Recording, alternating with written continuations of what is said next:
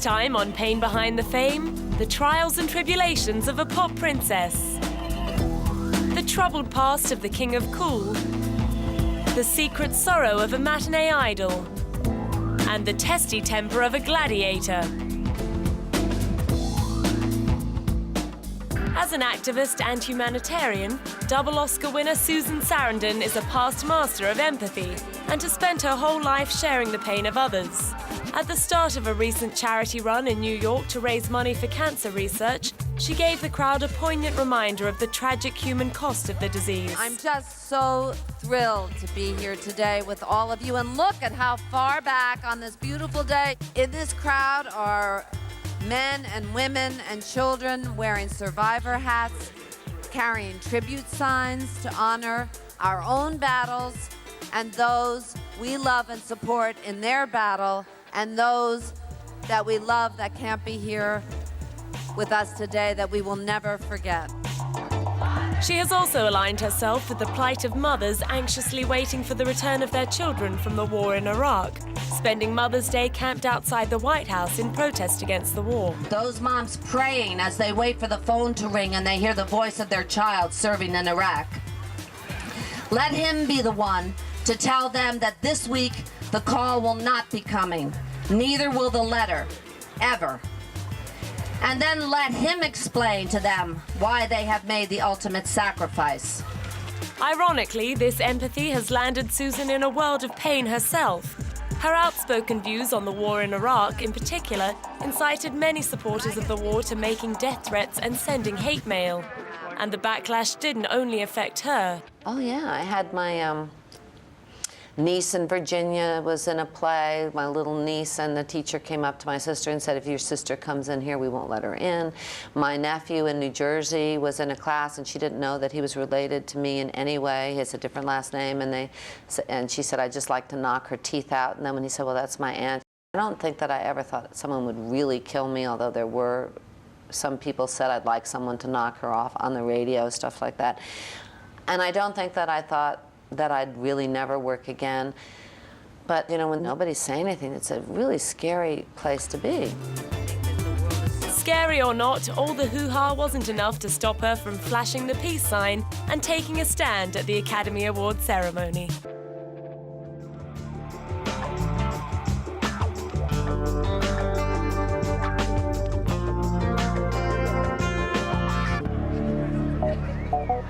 One of his nicknames is the King of Cool. If you add up the combined box office receipts of films in which he has starred or co-starred, the total comes to $3.95 billion, making him the second highest grossing movie star of all time, only beaten by voiceover legend Frank Welker. He has been married to his wife, LaTanya Richardson, for 27 years. And his list of film work includes such iconic roles as Jules in Pulp Fiction and Neville in the cult favorite Snakes on a Plane. Everything about Samuel L. Jackson's life, both professionally and personally, says success and stability. But it wasn't always this way. One of Hollywood's late bloomers, Samuel was already 46 when Quentin Tarantino cast him in Pulp Fiction, and his career exploded. Before that, however, he'd struggled for years trying to break into the business and nearly wound up in prison after becoming involved in the civil rights movement while at college. In 1968, he attended Martin Luther King's funeral as an usher and was so angry about the assassination that the following year, he and some other students at Moreland College took several members of the board, including Martin Luther King Sr., hostage. Their demands, which included changes to the curriculum and governance, were met, but Samuel wound up suspended for 2 years. In the early 90s, just as his film career was beginning to spark, his addiction to cocaine spiraled so far out of control that he overdosed, and he had to be admitted to rehab. Once clean, however, he was cast as a cocaine addict in Spike Lee's Jungle Fever. The role received wide acclaim, and he has never looked back since. These days, his only addiction is nothing stronger than a vigorous round of golf.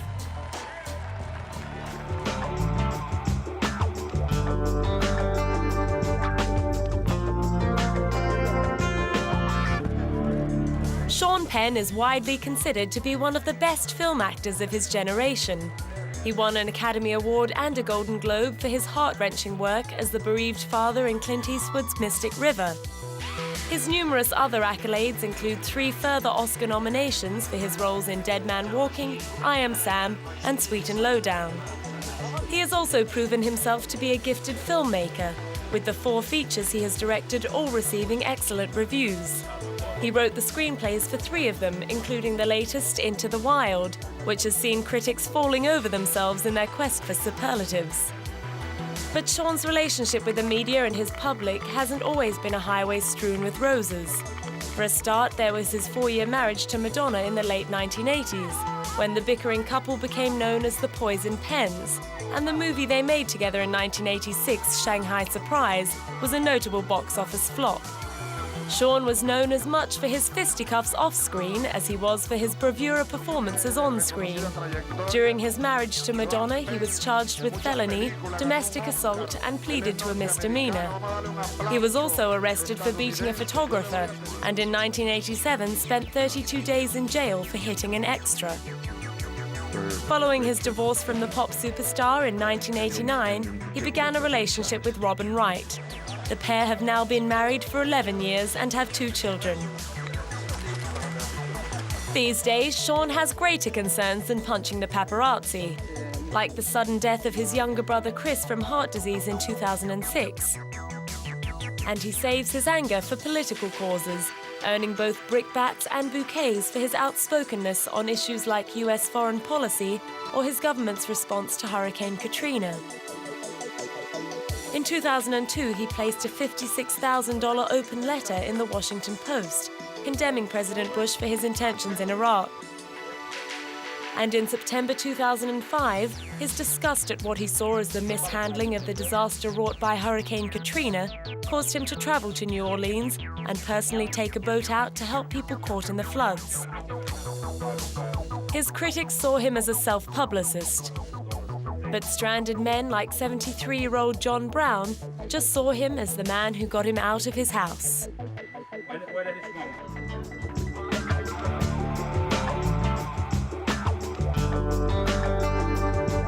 Coming up, Britney Spears.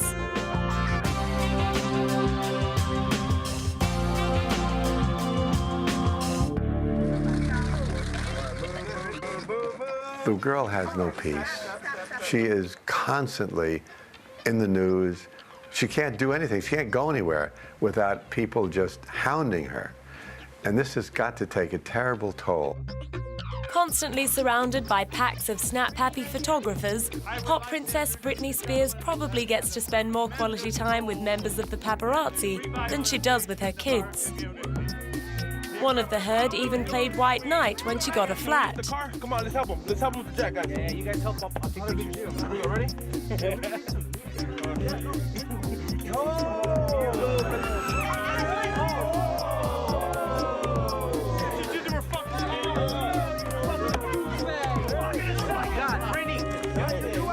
Two weeks later, they were waiting for Britney again when she arrived at an LA police station to face charges of hit and run and driving without a valid license.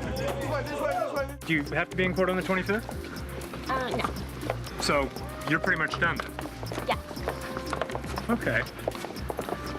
What do you have to do? What are you guys doing tonight? What's going on? Where's the party? What do you at? guys have In going our on? camp. Any plans for Halloween? Not yet. No outfits for the kids? Yeah, Not yet. do you get to take the kids out on Halloween? Come on. All right, guys, we gotta go. What do you mean? You're ex-17. It's supposed to be nice. Okay. The hit-and-run offence, which involved crashing into a stationary car in a parking lot, was merely the latest in a long line of driving infractions that have included driving with her baby in her lap, speeding, and driving over the feet of several members of the clamouring paparazzi. Not that the danger to life and limb has slowed the tabloid hounds down. Over the past 2 years, this golden goose of a former teen queen has laid more than enough golden eggs to soothe the aches and pains of a few broken bones. As Kevin Federline rides away from their breakup like a knight in shining armor, while Britney is cast as the deranged damsel in distress, It's easy to forget that in the early days of their marriage, it was K-Fed's wayward ways that were making the headlines. In 2005, reports of the dancer's hard partying and womanizing were splashed across the gossip pages, leaving Britney holding the baby. Fans and commentators were very vocal in their insistence she dump the love rat, who was frittering away her fortune. But by February of the next year, just a few months after giving birth to her first baby, Sean Preston, she'd begun compiling her own impressive catalogue of gaffes and bungles, sparking an unprecedented feeding frenzy among celebrity photographers and gossip columnists. Her increasingly bizarre behaviour began ringing alarm bells for anyone with an ounce of compassion. 2 months after driving with Sean Preston in her lap, she allegedly received a visit from child welfare officials who were following up on reports that Sean had fallen out of a high chair and cracked his skull. Not long after that, she was snapped almost dropping him as she emerged from the Ritz-Carlton with a drink in one hand. Amid rumours that her marriage to K-Fed was all but over, she announced she was pregnant again. Then came the dyed black hair, the pregnant nude photo, and shots of her pigging out on snacks and chocolate. By the time Jaden James came along in September 2006, Britney's grip on reality looked shaky, to say the least. 2 months later, she filed for divorce from Kevin, and the unraveling began in earnest. And who knows what Britney's are? Could be something from her childhood.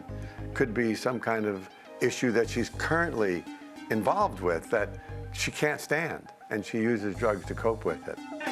Hitting the LA party circuit with Paris Hilton just days after filing for divorce, Britney has since claimed that her walk on the wild side was a direct result of the grief she felt at parting from Kevin. And she certainly didn't do her grieving quietly. Photos of her in various stages of undress and intoxication became staple front-page fare for gossip mags. She was voted worst celebrity role model in a news poll. She tied with Paris for the #1 spot on Blackwell's annual Worst Dressed list and topped the year off by collapsing at Pure nightclub on New Year's Eve. Incredibly, she still had further to fall. In February 2007, after spending less than 24 hours in rehab, she checked herself out again and embarked on the high-speed extreme makeover that proved to all and sundry that she'd totally lost the plot.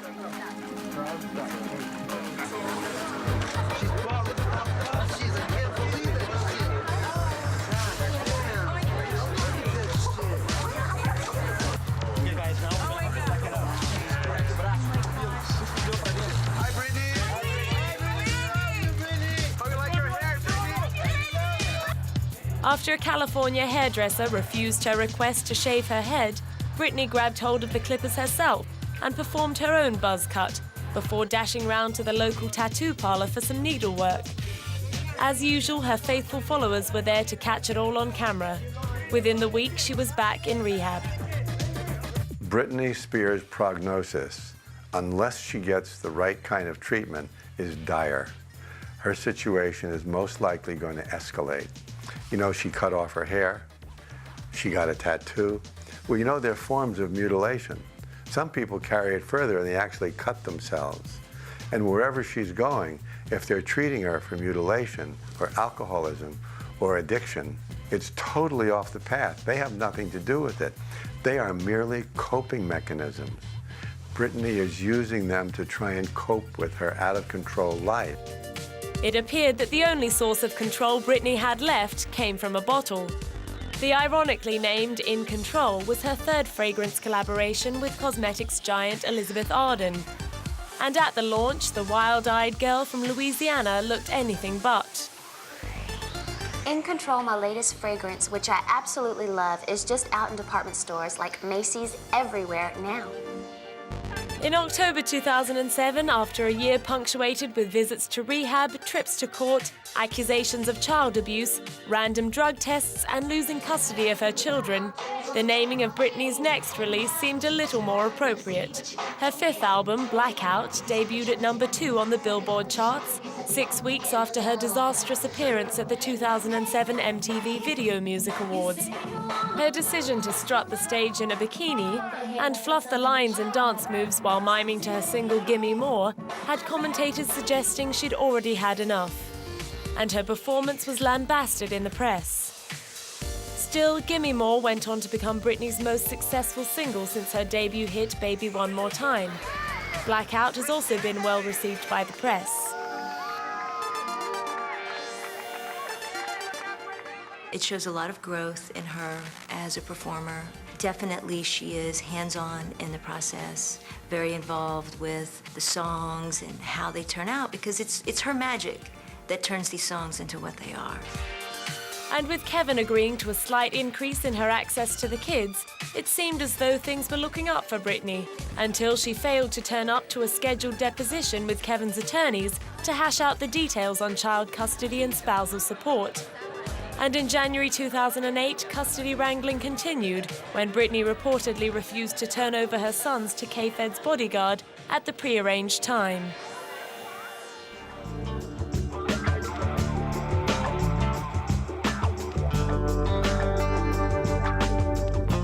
Coming up, the secret heartache of a heartthrob.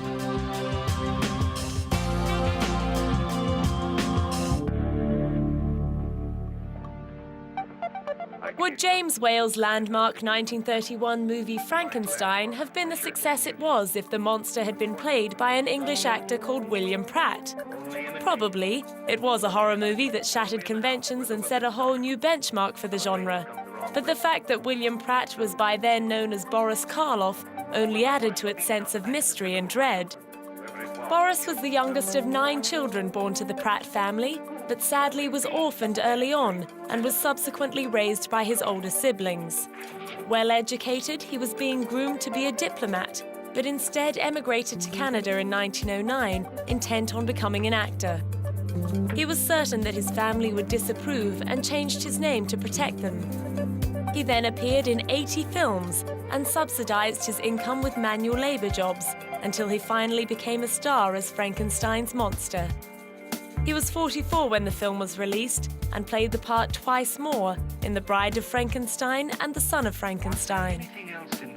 A long and successful career followed, with Boris often co-starring with his great horror rival Bela Lugosi to much acclaim. There were, however, less than glamorous periods when he was reduced to taking parts in spoofs like 1953's Abbott and Costello Meet Dr. Jekyll and Mr. Hyde, or 1947's Dick Tracy Meets Gruesome. But the softly spoken and gentlemanly Karloff never complained about being typecast. On the contrary, he once said, "If you make tobacco or shoes or something, you spend millions trying to get a trademark that can be accepted. If an actor gets a trademark handed to him on a platter, he's a jolly lucky man." But the monster wasn't all good news for Boris. The heavy brace he wore for the role gave him chronic back problems and led to at least 3 operations. But characteristically, he refused to let this prevent him from leading a full and active life, even though in his final years, walking and even standing became so painful that directors would put his character in a wheelchair to make things easier. And his private life wasn't trouble-free either. He was divorced 5 times before he married Evelyn Helmore in 1946, but they stayed together until his death from emphysema in 1969. What would you do without me?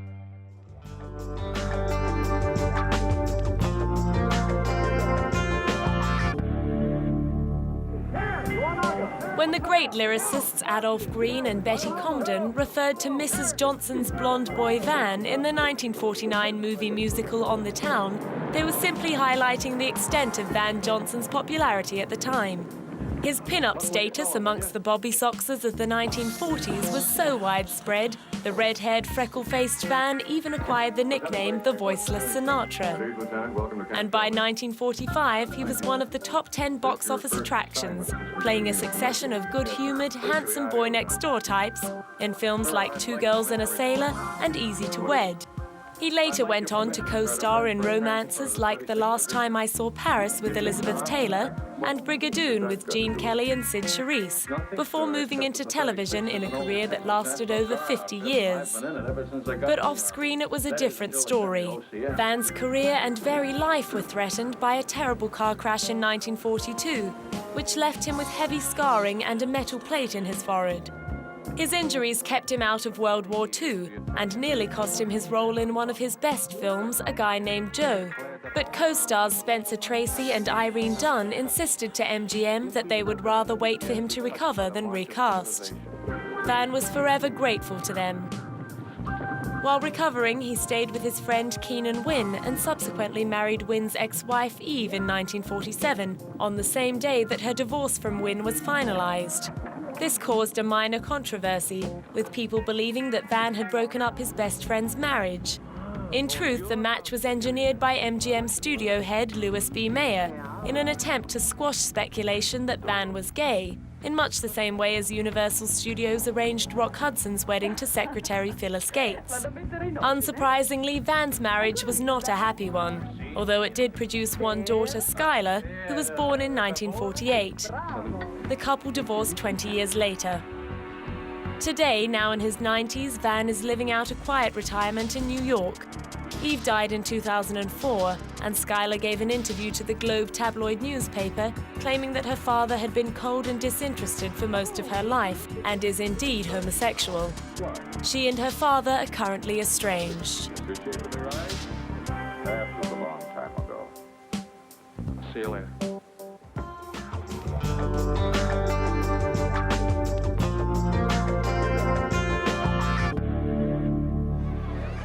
Growing up on film sets while his mother and father served food to the cast and crew, Russell's first real ambition was to be a singer.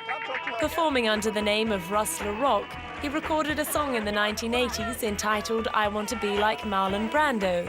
He went on to form the band 30 Odd Foot of Grunts, which did little to impress audiences or critics. Neither did his later band, The Ordinary Fear of God. Well, everybody wanted to be Elvis at a certain point, right? But I think I've been, very blessed. I am Elvis, but kind of in reverse, My movies are good and my music apparently sucks. Good-humoured on this occasion, Russell isn't always as jocular in response to the lack of appreciation of his art. At a BAFTA Awards after-party in 2002, he allegedly roughed up an ABC producer who got the blame for cutting short a poem he was reciting during his acceptance speech. Although Russell later apologized, many believe that his tantrum cost him an Oscar for his performance in A Beautiful Mind later that year. It was by no means the first time that Russell's temper had landed him in hot water. Back in 1999, he'd been caught on camera engaging in late-night fisticuffs in Australia's Coffs Harbour. And despite his contrition, it was certainly not his last headlining scuffle. In 2003, while filming Cinderella Man in New York, he threw a faulty phone at the head of an unwitting hotel receptionist. Yeah, I know, but he was just going on and on. It worked out with Russell pleading guilty to a misdemeanor charge and copping a $160 fine, along with a conditional discharge. But he ended up paying the assaulted receptionist $100,000 in a civil lawsuit. Since then, Russell seems to have been setting a much better example to his two young sons, Charles and Tennyson, not to mention sparing his wife Danielle from any further excruciating embarrassments.